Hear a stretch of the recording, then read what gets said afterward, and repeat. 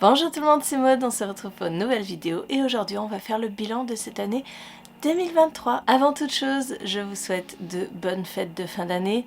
Noël est passé, mais la nouvelle année se profile, donc j'espère que vous profitez de ces moments en famille, entre amis. Le plus important, c'est de profiter et d'être heureux.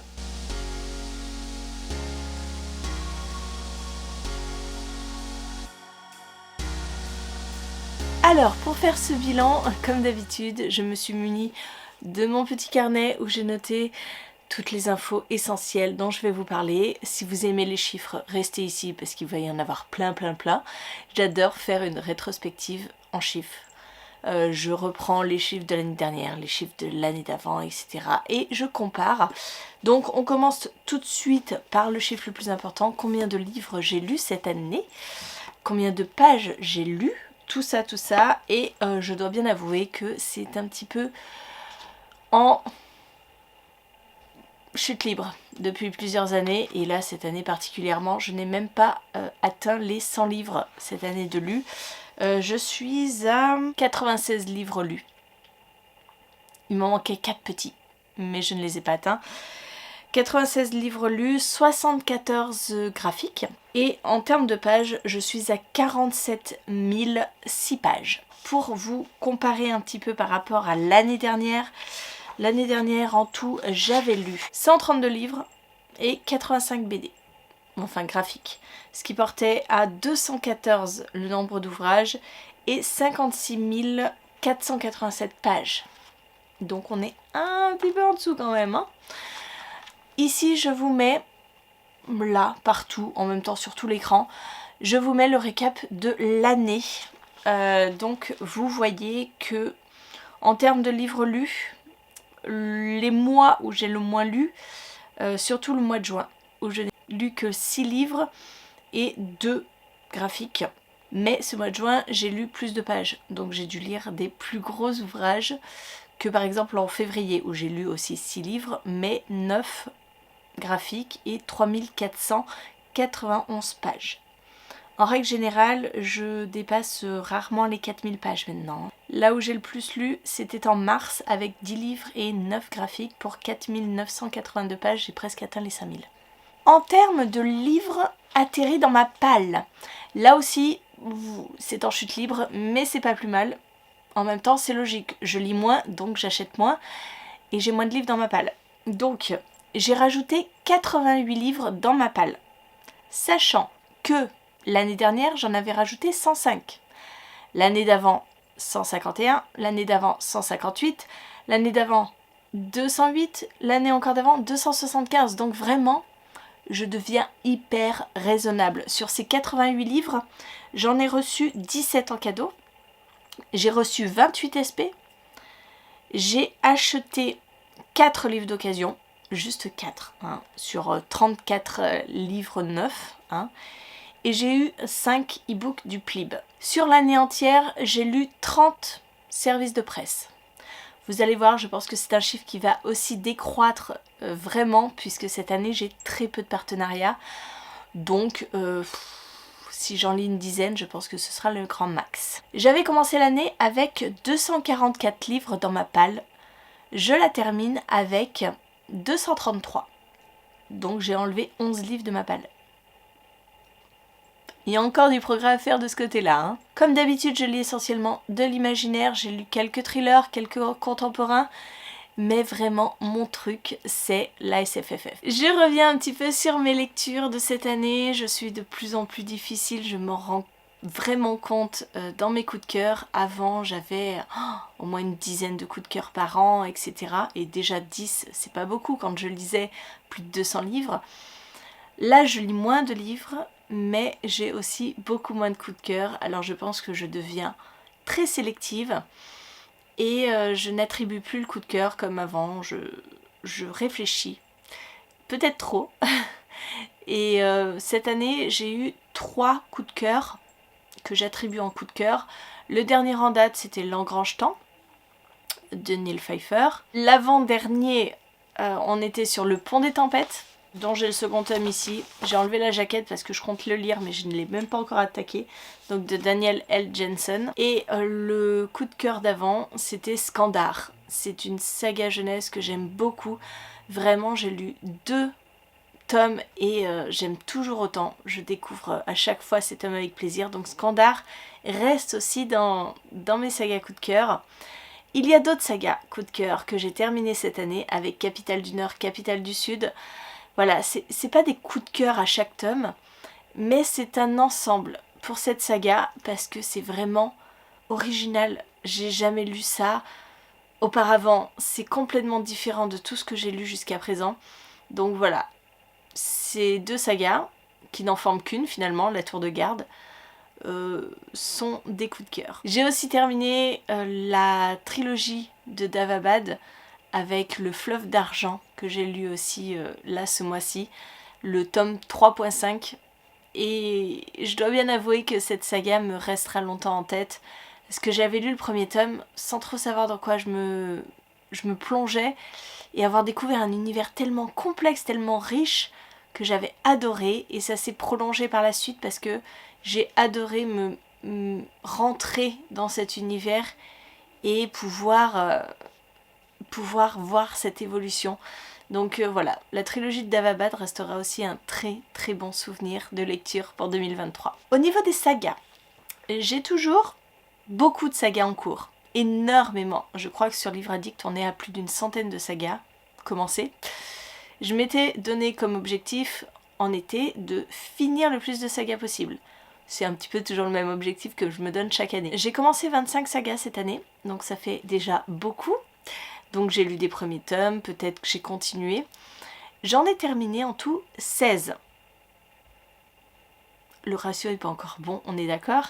Et j'en ai continué 12. Donc c'est-à-dire que des seconds tomes, des troisièmes tomes sont sortis cette année que j'ai lus.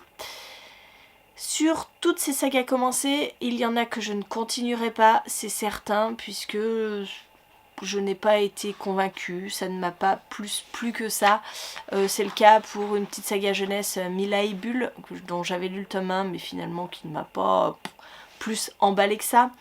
Ce sera aussi le cas probablement avec le Carnaval au Corbeau, puisqu'il n'y a pas la suite, donc ce n'est pas une question de je ne veux pas continuer, c'est que l'auteur n'a pas écrit ou pas publié la suite. Nous avons Mémoire de la forêt, que je ne continuerai pas, puisque je n'ai pas forcément aimé le tome 1, je me suis ennuyée. J'ai lu Le Monde d'en bas, je ne sais pas si le tome 2 est sorti, c'était une réédition déjà à la base. J'avais bien aimé, mais je ne sais pas si je continuerai si le tome 2 arrive. Pourquoi pas, mais le tome 1 me suffisait. Voilà, donc en soi, je commence des sagas, mais je sais aussi en abandonner. Voilà du côté des chiffres. Du côté de mon ressenti de cette année, je suis restée à une vidéo par semaine. Je l'ai tenue, j'ai juste fait une pause pendant les vacances. Mais sinon, je m'y suis tenue. Mon challenge de faire une photo, une publication Instagram par semaine a lamentablement échoué puisque j'ai tenu jusqu'en juin et ensuite je n'ai plus du tout tenu ce pari. C'est très contraignant en fait. Instagram, j'aime beaucoup faire les photos, j'aime beaucoup les retoucher, etc. Mais alors écrire le texte, j'ai l'impression que c'est une corvée. Au niveau des abonnements sur YouTube, ça n'a pas beaucoup bougé, on varie.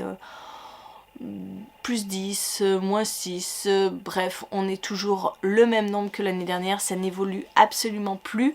Peut-être que c'est aussi parce que je ne propose pas de contenu très varié, je suis toujours dans la même thématique avec les points lecture, les book hauls, les sorties livresques. En gros c'est ça, hein, ma chaîne, donc peut-être qu'il faudrait que je me renouvelle un peu plus, vous proposer peut-être plus de vidéos blabla parce que je sais que il y avait beaucoup d'interactions sur ces vidéos qu'elles vous plaisent, donc à voir. Mais cependant j'ai pris une grande décision. Si vous me suivez sur Instagram, vous avez vu sans doute que avant de partir pour Montreuil, ça a été une grosse galère dans ma vie en général. Beaucoup de choses qui n'allaient pas, j'avais l'impression que le sort s'acharnait un petit peu sur moi et j'ai pris une décision qui pour l'instant n'est pas actée, mais je pense que l'année prochaine, septembre, octobre, à voir, je pense arrêter la chaîne YouTube. Je pense arrêter parce que je crois avoir fait le tour. Je crois ne plus avoir grand chose à vous apporter. C'est un petit peu cette conséquence de tous ces trucs qui me sont tombés dessus. Je me suis dit que c'était tellement chronophage, que ça m'apportait du stress et que j'avais pas besoin de ça dans ma vie, que j'avais suffisamment de stress ailleurs, au boulot, etc. Donc voilà, j'allais voir ce que donnait cette année. C'est pas la première fois que je parle d'arrêter la chaîne, hein. Mais là c'est vrai que c'est compliqué depuis 2 ans. Alors c'est pas tant parce que j'ai perdu des partenariats, c'est plutôt le manque de reconnaissance. Si vous voulez, je fais ce boulot depuis plus de 8 ans maintenant.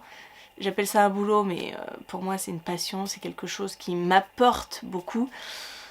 Et maintenant quand je remplis les demandes de partenariat, je les remplis en me disant que de toute façon je ne serai pas prise, qu'il ne faut pas se voiler d'illusions.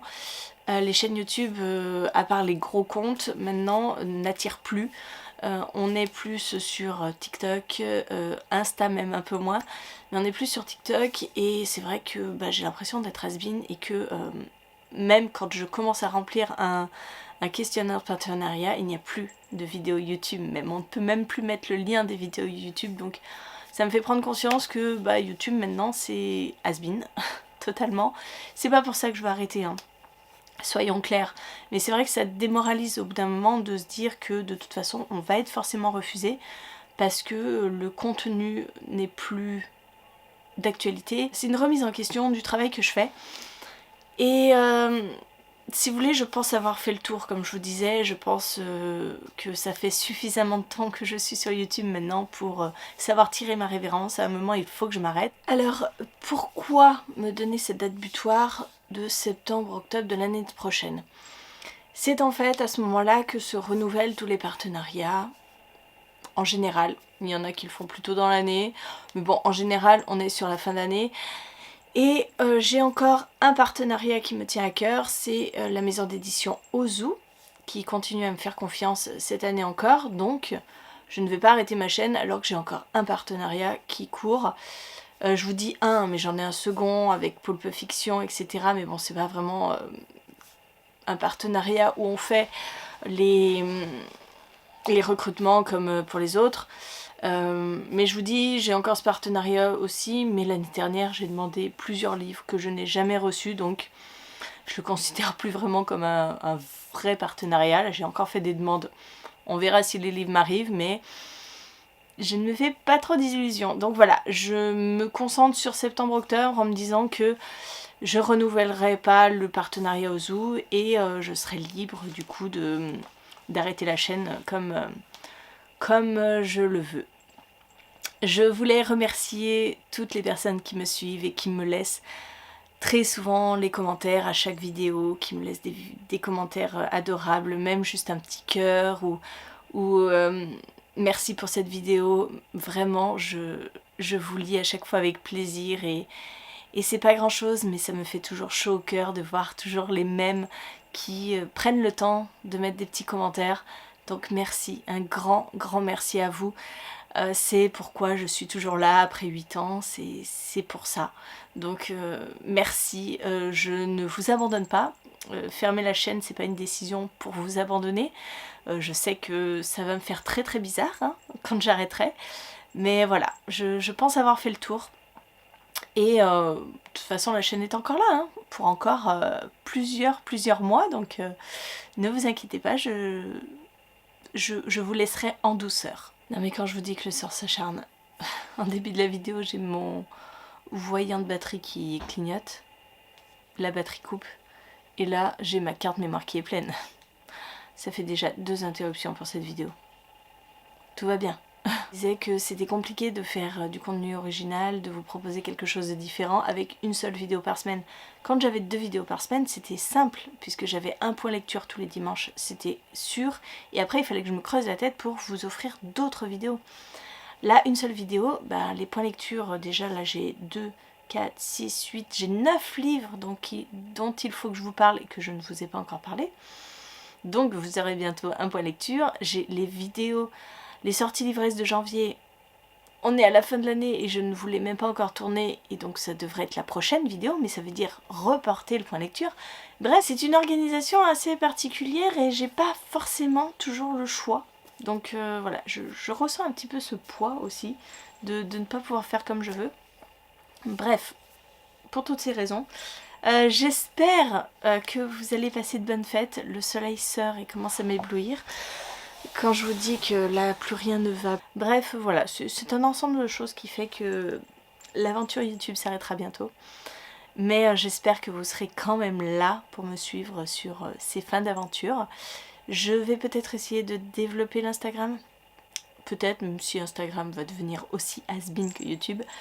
Ça me plaît de faire des photos, de vous mettre les petits... mes petits avis comme ça à chaud.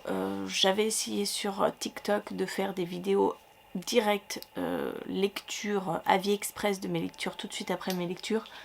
Mais je suis pas fan du format, donc je ne sais pas.